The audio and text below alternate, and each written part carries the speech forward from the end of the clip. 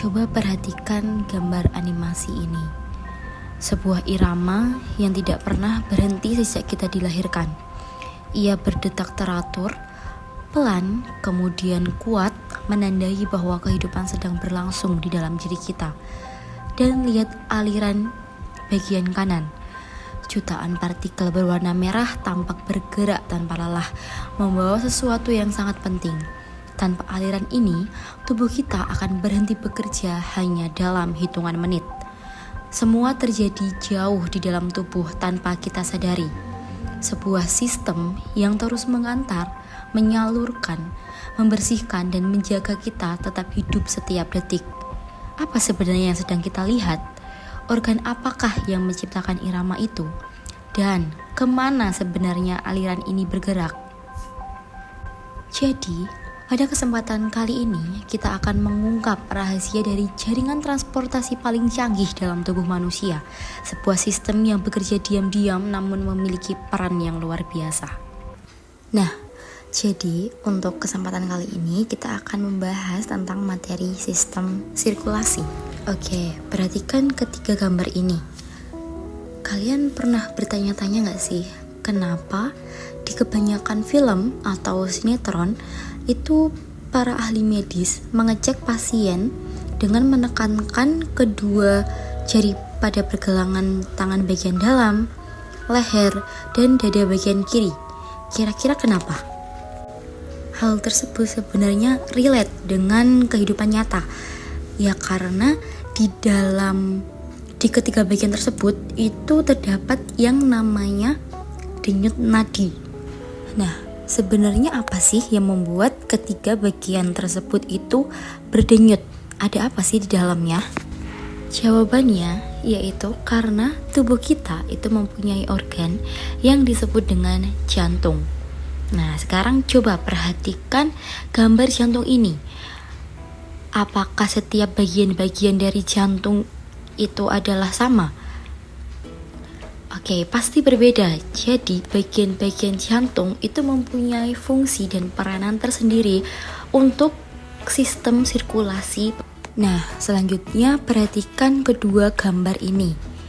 Apakah ada perbedaan dari kedua gambar ini? Oke, pasti ada. Gambar yang pertama itu adalah gambar lengan anak kecil yang terluka akibat jatuh dari sepeda. Nah, untuk gambar yang kedua itu proses penyembelihan sapi pada saat Hari Raya Idul Adha atau kurban. Coba perhatikan perbedaan aliran darah yang keluar dari gambar 1 dan gambar 2. Pada gambar 1 hanya terlihat darah yang keluar itu sedikit, sedangkan gambar 2 terlihat darah yang keluar itu sangat banyak dan alirannya cukup deras.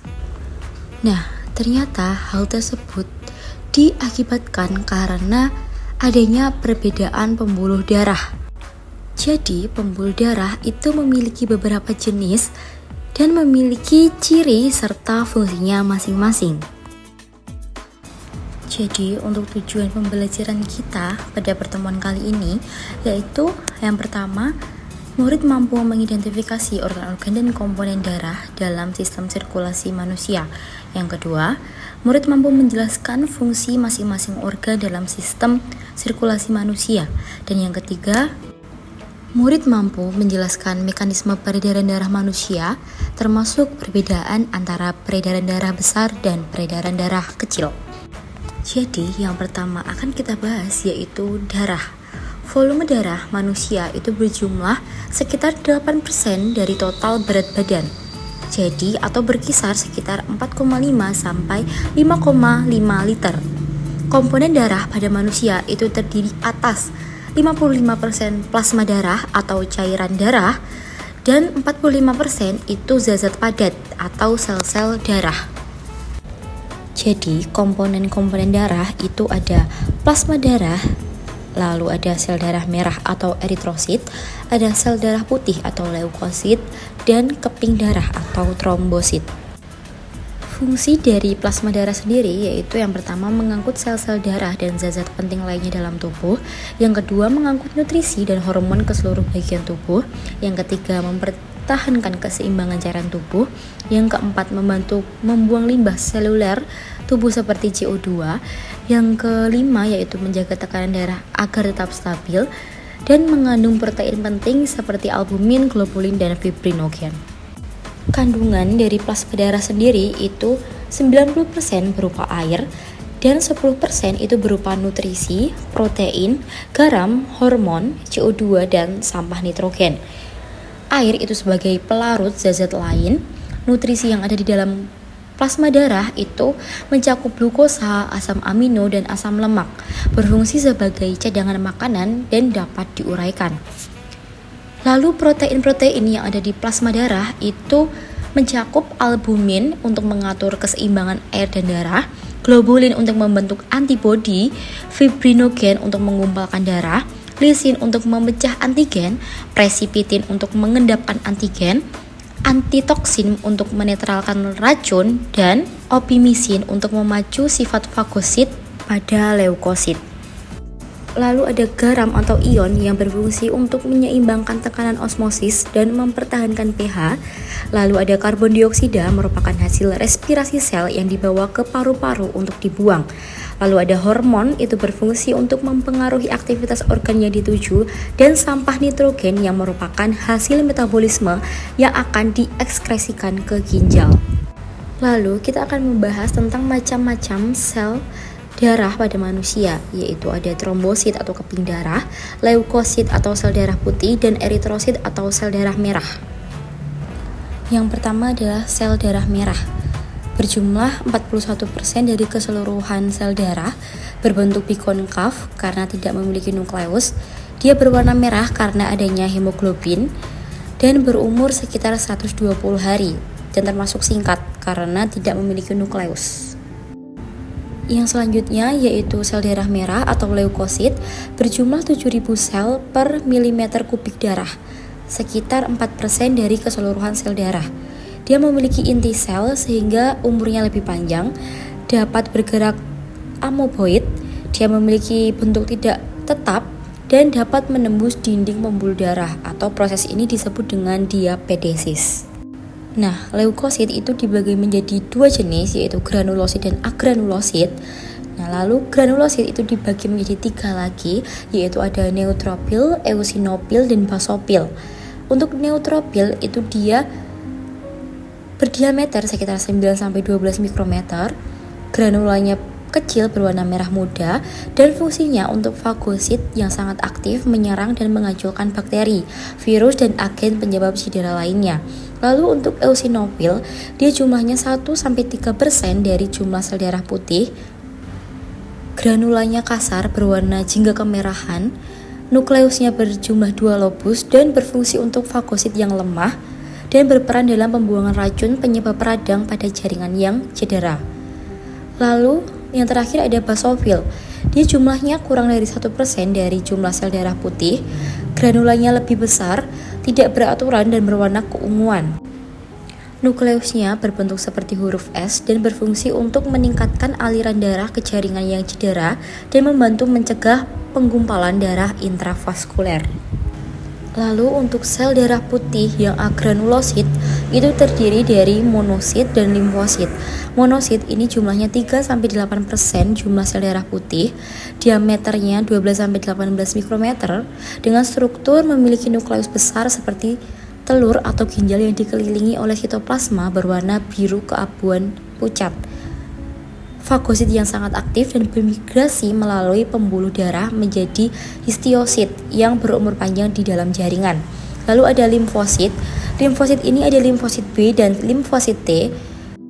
Limfosit memiliki nukleus bulat berwarna biru gelap yang dikelilingi lapisan tipis sitoplasma dan berfungsi untuk reaksi imunologis. Jadi, perbedaan antara sel darah putih granulosit dan agranulosit itu terletak pada ada atau tidaknya granula di dalam sel tersebut.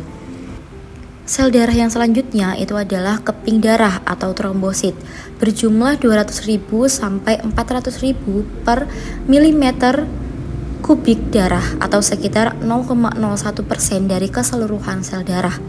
Keping darah atau trombosit itu berasal dari sel megakariosit atau sel raksasa yang menghasilkan trombosit, berukuran lebih kecil dibandingkan sel darah lainnya, yaitu dibanding eritrosit dan leukosit, tidak memiliki inti sel sehingga umurnya pendek seperti eritrosit, sekitar 10-12 hari kalau keping darah, dan memiliki bentuk yang tidak beraturan dan tidak berwarna atau bening.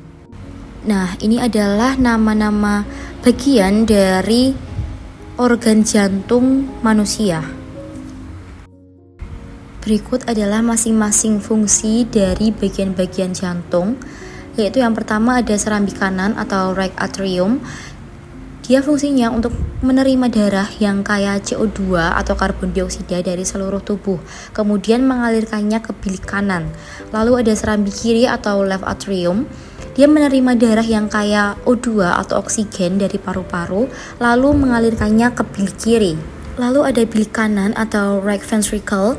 Dia memompa darah yang mengandung CO2 atau karbon dioksida ke paru-paru. Lalu ada bilik kiri atau left ventricle, bagian yang paling kuat dan berfungsi memompa darah yang kaya O2 ke seluruh tubuh. Lalu ada katup-katup, ada katup bikuspid atau bikus pidalis, itu membuka dan menutup di antara atrium kiri dan ventrikel kiri untuk memastikan darah mengalir dalam satu arah. Lalu ada katup trikuspid atau trikuspidalis, dia memastikan darah mengalir dalam satu arah dari atrium kanan ke ventrikel kanan jantung. Lalu ada arteri pulmonalis atau pulmonary artery, satu-satunya arteri yang membawa darah kaya akan CO2 atau karbon dioksida dari jantung ke paru-paru. Ada vena pulmonalis atau pulmonary vein, satu-satunya vena yang membawa darah kaya akan O2 atau oksigen dari paru-paru ke jantung. Lalu ada vena cava yang merupakan vena terbesar yang membawa darah kaya akan CO2 atau karbon dioksida dari seluruh tubuh ke jantung. Ada aorta yang merupakan arteri terbesar yang fungsinya untuk membawa darah kaya akan O2 atau oksigen dari jantung ke seluruh tubuh. Selanjutnya ada ventricular septum atau septum bilik, merupakan septum yang memisahkan antara ventrikel kanan atau bilik kanan dan ventrikel kiri atau bilik kiri. Lalu ada atrial septum atau septum atrium, dia memisahkan antara atrium kanan dan atrium kiri. Selanjutnya, pembuluh darah pada manusia itu ada arteri, vena, dan kapiler.